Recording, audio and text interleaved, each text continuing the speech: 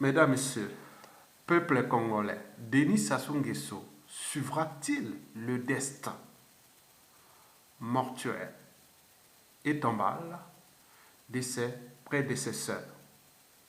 C'est tout le questionnement. Pour commencer, je vous informe que être citoyen, c'est être informé. Et pourquoi? Parce que l'ignorance est la pire des souffrances. Le savoir et la connaissance libèrent.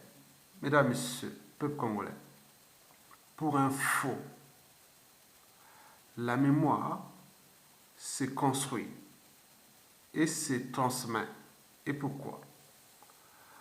Parce qu'un peuple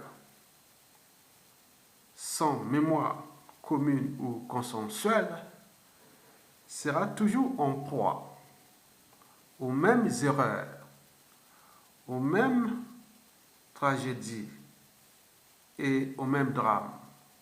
Ce peuple-là sera toujours en proie aux amalgames, au négationnisme et à l'oubli. Et n'oublions pas la guerre des mémoires.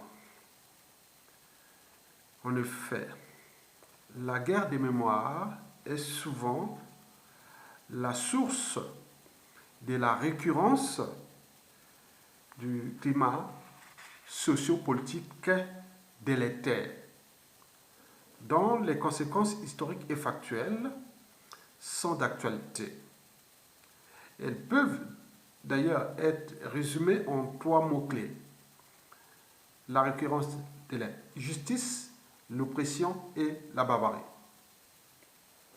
Mesdames, Messieurs, peuple congolais, je vous informe que le futur, c'est tout justement le passé et le présent qu'on ignore.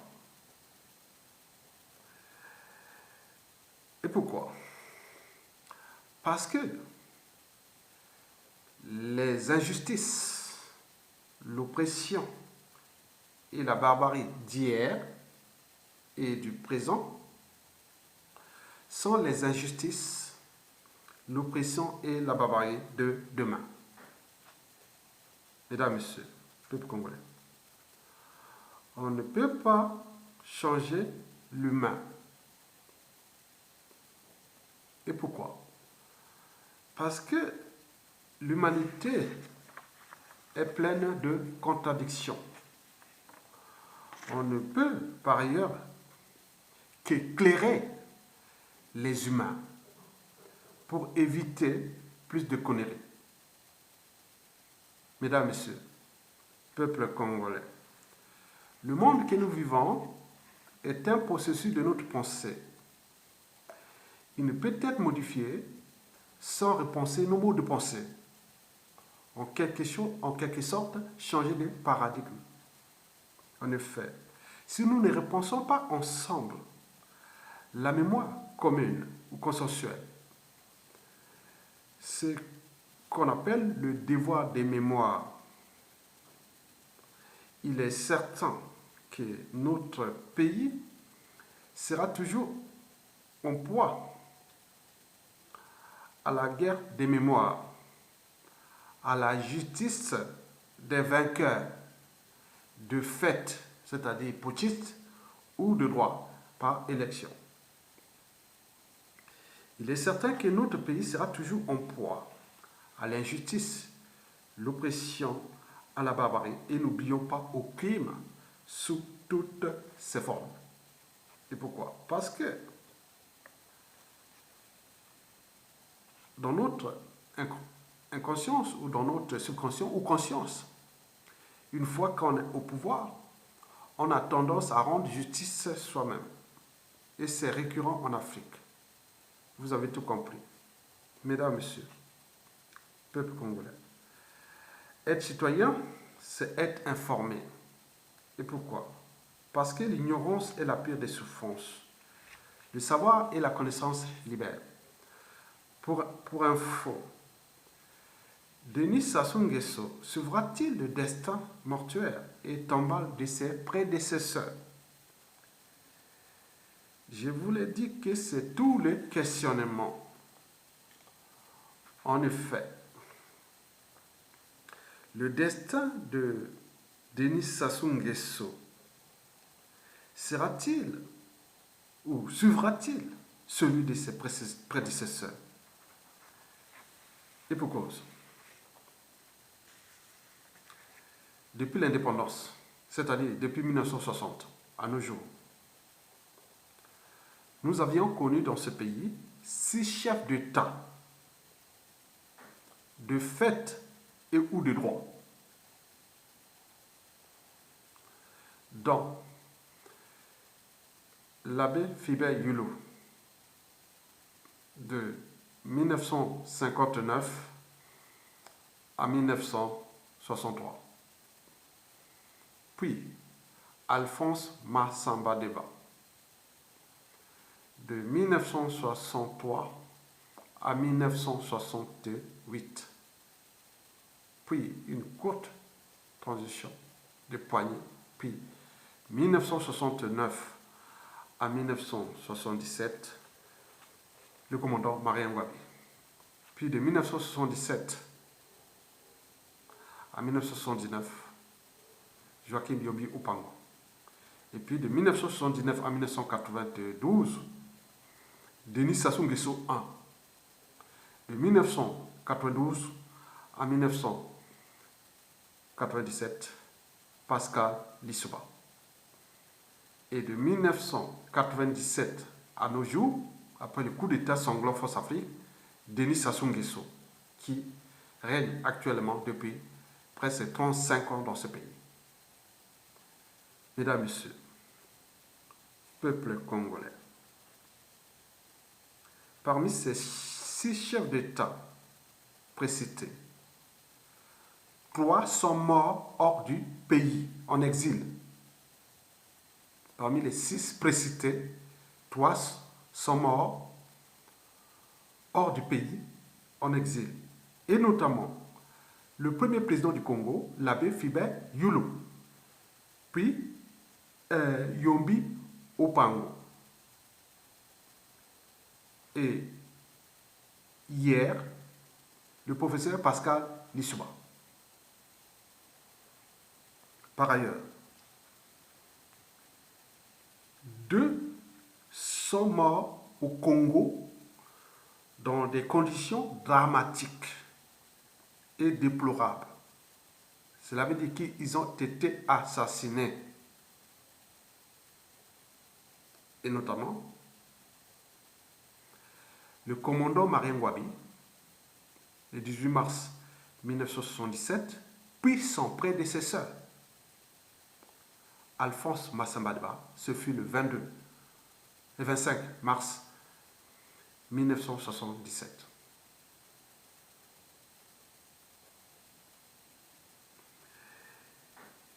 Enfin,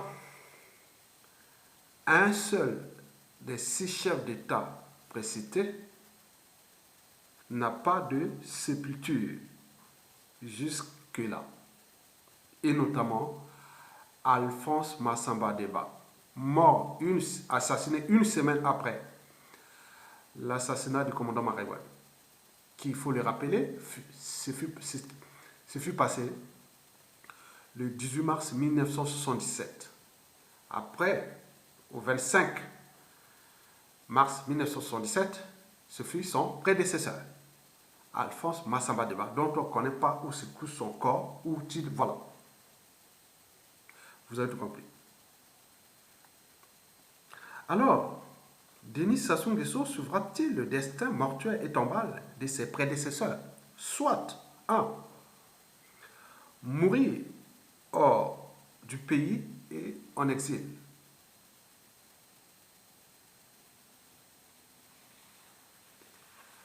2. Soit mourir dans des conditions dramatiques et déplorables, c'est-à-dire qu'il peut être assassiné. Soit enfin qu'il n'aura pas de sépulture. C'est tous les questionnements.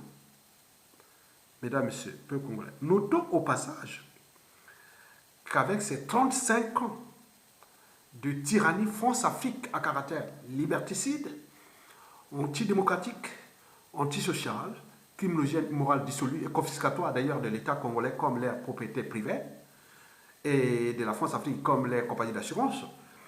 Oui, Denis Sassou Nguesso est à la fois directement et indirectement impliqué dans la mort de 3 de ses prédécesseurs, et notamment le commandant Marien Ngouabi, le président Alphonse Massamba Deba et Yombi Opango.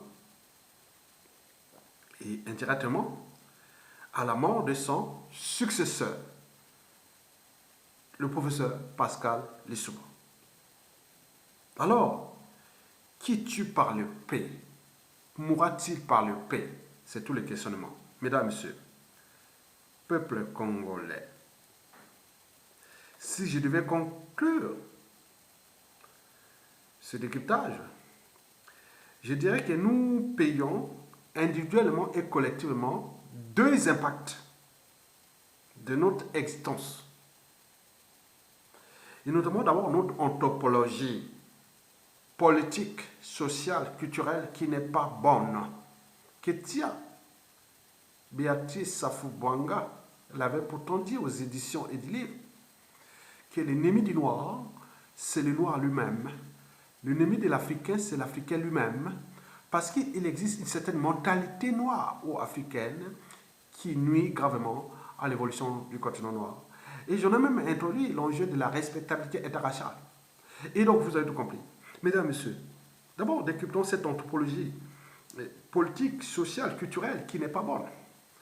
Déjà, il faut se dire que nous, individuellement et collectivement, on ne sait pas appliquer les règles, les 4 opérations des mathématiques. Il y a d'un côté l'addition, la multiplication, la soustraction et la division. Prenons d'abord l'addition et la multiplication. Nous, on ne sait pas ni additionner, ni multiplier les bonnes volontés et les talents. Sinon, ça se saurait.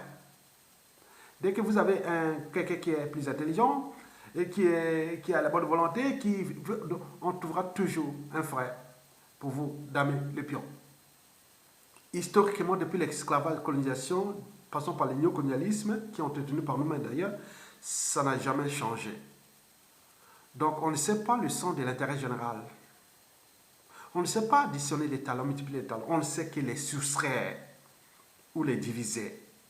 Diviser pour mieux régner, diviser pour mieux détruire, diviser pour mieux servir les autres et soustraire quand il s'agit de les éliminer.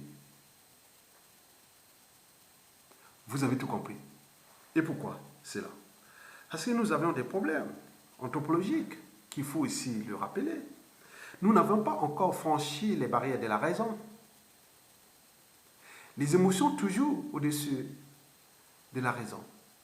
On ne sait pas l'esprit critique. On ne sait pas l'esprit de la conscience. Non.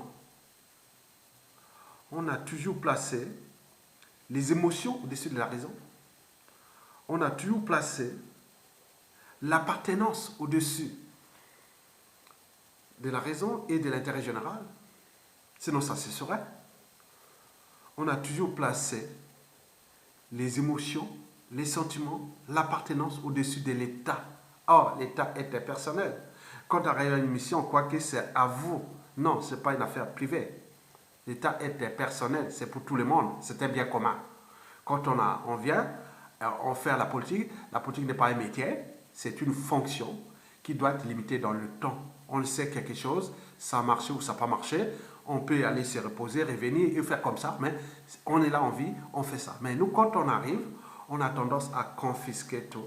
Et d'ailleurs, Alpha Condé a dit, ah tiens, pourquoi nous, on ne veut pas quitter le pouvoir? Parce que on ne nous donne pas les garanties que quand on quitte le pouvoir, nos familles seront protégées et tout sera protégé. Mais attendez, est-ce que partout ailleurs dans le monde, ou dans les pays où il y a eu des présidents qui ont succédé, qui sont toujours en vie, est-ce qu'on est venu attaquer leur famille? On est venu faire la justice du plus fort, ou la chasse à l'homme, ou mort d'homme et autres? Mais parce que vous avez créé les conditions de l'injustice, l'oppression et la barbarie. Donc rien ne se crée, rien ne se perd, tout se transforme. Hein. Les mêmes causes créent les mêmes effets. Donc si vous mettiez les conditions dans lesquelles où vous pouvez vous retrouver comme au Ghana, depuis le coup d'état de Jerry Rawlings, regardez ce qui se passe, ils sont tous en vie. On a vu en Afrique du Sud, on a vu dans le pays. Mais pourquoi que chez nous, quand on arrive, parce que vous n'arrivez pas au pouvoir dans le but d'avancer votre pays ou d'apporter le but de la condition humaine dans votre pays ou l'intérêt de votre continent ou de l'humanité. Non, vous venez parce qu'on vous a donné des ordres et donc vous êtes compris comme dans une machine à laver, on vous demande de faire n'importe quoi et vous le faites comme si vous n'avez pas au moins un cerveau, une âme et une conscience. La faute n'a pas de chance. Non, c'est pas vrai. Donc ces problématiques anthropologiques nous posent énormément de soucis. Déjà au niveau de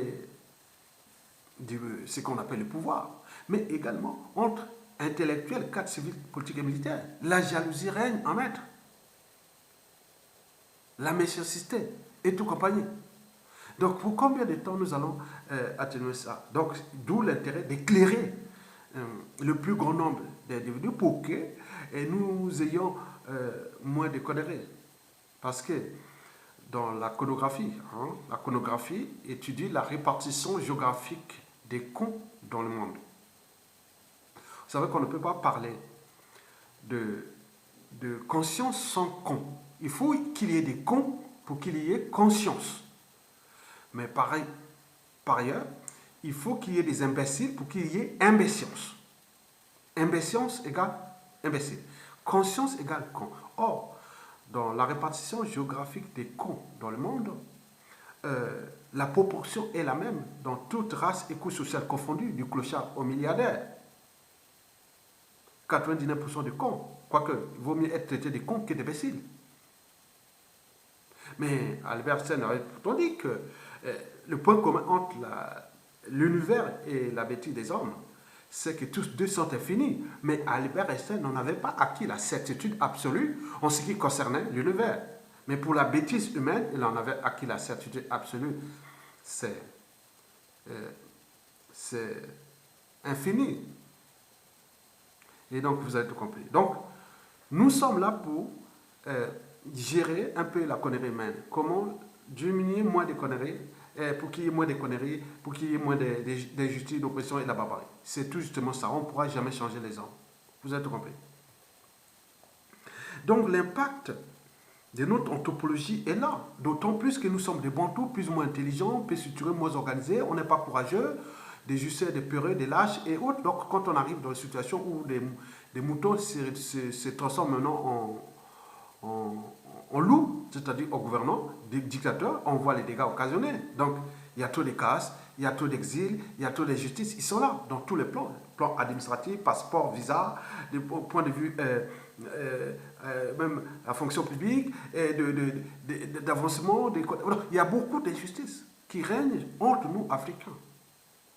Mais quand on arrive en Occident, on se met maintenant, on devient des moralisateurs, alors qu'on n'est pas capable. Donc c'est un problème de dignité, de responsabilité et autres que vous devez, en tant qu'intellectuel, cadre civil, politique et militaire, vous devez commencer à repenser. Deuxième impact, c'est la France-Afrique. Eh bien oui. La France-Afrique liberticide, antidémocratique, antisociale et criminogène. Et donc, comme dans toute organisation, elle a une durée de vie limitée. Donc la France-Afrique a aussi une durée de vie limitée. Donc elle va s'écraser elle-même, puisqu'elle est à l'apogée. Mesdames, Messieurs, peuple congolais, voilà pour la petite histoire de cette problématique des Sassou, et que je pense que son destin est lié à ce qu'il a, son destin est lié à celui de ses prédécesseurs, et qui lui-même a été indirectement ou directement l'auteur de leur disparition. Mesdames, Messieurs, peuple congolais. Pour terminer, je vais vous laisser avec quelques pensées, quelques lectures de pensées que j'ai toujours fait, pour que vous pouvez lire, écouter et augmenter votre niveau de réflexion et pour que nous puissions repenser déjà notre pays, la sous-région d'Afrique centrale, le continent africain et pensons des enjeux qui viennent demain, des enjeux écologiques et plein de choses comme ça. Donc, je vais vous donner une pensée, c'est-à-dire c'est dans mon blog, hein, c'est l'éditorial de mon blog que j'avais écrit il y a 8 ans. Bon, je vais lire ça et si vous le permettez, c'est bien pour nourrir le débat. J'avais écrit l'enjeu éducatif sur un réseau global, c'est-à-dire Internet. Oui, l'inégalité entre couches sociales, tradition, culture, société et civilisation n'est pas fondée sur la nature. Elle réside dans l'éducation ou l'information qu'on donne à l'individu, ou plutôt dans celle qu'on lui refuse. Ceci est un cas de prise de conscience individuelle au niveau philosophique, politique, économique, social, culturel, écologique et sociétal. Élevons ensemble la raison au-dessus des émotions, savoir gérer soi-même son cerveau et pouvoir gérer, savoir juger soi-même et pouvoir gérer soi-même son cerveau. Éveillons en nous l'esprit humain, l'esprit critique ou contradictoire, positif. Car celui ou celle qui n'accepte pas la critique n'avancera jamais. Oui, la critique aiguise non seulement l'intelligence, la créativité, l'innovation et l'éveil des consciences aussi. Je pense que la conscience de l'individu devrait être au-dessus de l'appartenance. Ce que je définis moi, ma liberté de conscience. Quant à l'éducation, elle devrait transmettre de manière positive l'esprit même de la raison, de la liberté, de la dignité, de la justice, du devoir de mémoire et des valeurs morales, le bien contre le mal, et existentielles, c'est-à-dire sociales et écologiques. Mesdames, Messieurs, peuple congolais, depuis presque 10 millions d'années, le cerveau humain et son comportement ont évolué dans l'espace et le temps. L'humain est d'abord passé d'un stade animal, le sauvage, au chaînon manquant, entre le sauvage et le barbare, et puis au stade inférieur d'humanité, le barbare. Ce cerveau humain a enfin évolué vers le stade d'humanité, c'est-à-dire l'évolué, le raisonnable, le conscient de ses actes, de ses habitudes, de son comportement et de leurs valeurs morales. La barrière entre le bien et le mal. Mesdames, Messieurs, peuple congolais, le stade d'humanité commence d'ailleurs par le respect de la liberté et de la dignité d'autrui, puis de l'intégrité physique et de l'autonomie de la personne humaine. Et tout en cherchant à faire ressortir et à analyser le contenu social, moral et philosophique du caractère sacré de la vie humaine. Mesdames et Messieurs, peuple congolais, on ne peut par ailleurs parler des stades supérieurs d'humanité, que pour un être qui s'est affranchi des barrières de la raison, de l'esprit critique et de la conscience, c'est-à-dire qu'il est en cours ou en devenir d'être civilisé. L'idée du civilisé peut être interprétée sur différents aspects. Humaniste, amoureux, philosophique, politique, socio-économique, culturel, écologique et sociétaux sur différentes échelles. Parmi ces échelles, échelle individuelle, locale, nationale, continentale et voire planétaire. Mesdames, Messieurs, peuple congolais. D'ailleurs, en 1794, on était presque à la fin de la Révolution française. Dans Esquisse d'un tableau de progrès humain de l'esprit de Condorcet, oui, l'idée du civilisé désignait les progrès accomplis par l'individu dans une nation ou société donnée. Il fut possible de passer de la barbarie à l'état de droit des citoyens, du civil ou du civilisé, quel que soit le droit positif en vigueur, ou en tenant compte aussi d'autres facteurs locaux tels que la tribu, l'ethnie, la nationalité ou la religion. Mesdames, Messieurs, peuple congolais, je vous remercie et à bientôt.